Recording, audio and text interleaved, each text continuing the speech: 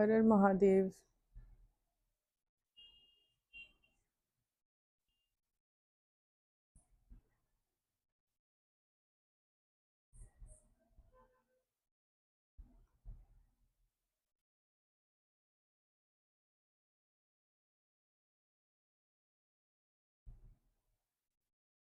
छिपकली का अब ये लगा लो दो तीन नहीं कई अर्थ होते हैं, और उन्हीं में से एक अर्थ होता है उसका फर्श पे चलना। अगर आपके घर में छिपकली रेंग के चल रही है ना, आप कोई सफाई कर रहे हो और वो आपके फर्नीचर के नीचे से रेंगती हुई, मतलब अंदर से बाहर बैल्कनी की तरफ निकल रही है या आपकी गैलरी में है, तो ये लगा लो कि आपका धन आपको धन मिलेगा।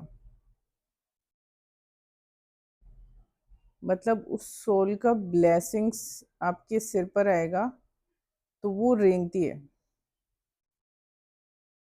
और अगर वो रेंगती हुई आपके मेन डोर से बाहर निकल गई है,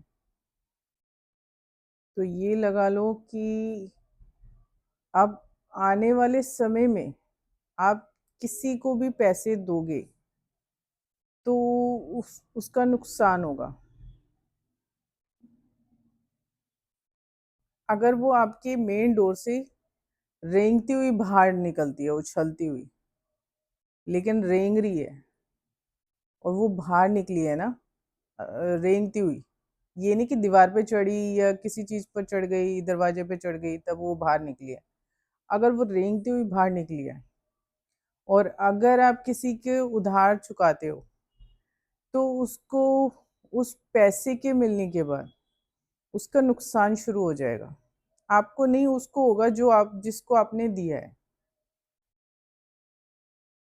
मतलब आपका जो है, आपका नुकसान होना बंद हो जाएगा और उसका नुकसान शुरू हो जाएगा जिस जिसको आप पैसे दे रहे हो। ठीक है, ये घटना तब होती है जब आपको किसी ने रो धो के पैसे दिए हो, आपने किसी से वैसे मदद मांगी हो या आपके खुद के पैसे हो। ठीक है, तो ऐसा होता है, लोग आजकल रो धो के ही देते हैं। तो ये ऐसा तब होता है आपके साथ जब उसका नुकसान होने वाला होता है। मतलब ऐसा, ये कर्म ऐसा है कि जैसे कई लोग ब्याज पे भी पैसे देते हैं ना, तो वो रोना धोना चालू कर देते हैं। तो अगर आप ऐसे को किसी को पैसे लौटा रहे हो तो उसका नुकसान होगा। ठीक है, जायज़ पैसे तो लेता नहीं है। अगर कोई ब्याज पर पैसे दे रहा है आपको, तो वो जायज़ पैसे तो लेता नहीं है, 3 गुना 4 गुना आपसे एक्स्ट्रा ले ही लेता है। और जब वो रेंग के बाहर निकलती है और उसके बाद, मतलब ये लगा लो कि आप उसको पैसे दोगे ही दोगे, अगर जायज़ पैसे नहीं जाने हैं और आपको कोई परेशानी हुई है, ठीक है, तो वो लेके आपसे चला गया, तो उसका नुकसान शुरू हो जाएगा। और अगर आपके घर में ही रेंग रही है, फर्श पे चल रही है, दीवार पे नहीं चढ़ी है, फर्श पे चल रही है, तो आपके धन के स्रोत, मतलब वो बना हुआ है, और जो भी पैसा आएगा वो आपको नुकसान नहीं होने देगा,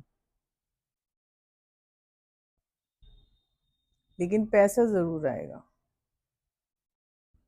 वो सोल ये बताती है। अगर वो रेंग रही है, ये नहीं कि दीवार पे चढ़ गई तो अब सोचो कि हाँ ठीक है अब पैसा आएगा। अगर वो रेंग रही है, ठीक है, रेंगती हुई ही चली है, चाहे वो सीढ़ियों पे गई हो, फिर या आपकी गैलरी में गई हो, आपके स्टोर रूम में गई हो, पर वो रेंगती हुई गई है फर्श पर, तो ये लगा लो कि आपको धन लाभ होगा, लेकिन उससे मतलब पैसा क्या होता है कि लोगों की ना पिशाची सोच को साथ लेकर चलता है, क्योंकि ये कलियुगी पैसा है। ये जो धन है आप कलियुगी वाला यूज कर रहे हो, तो उस पे ना कली का ही राज चल रहा है। धन में कली बैठा है,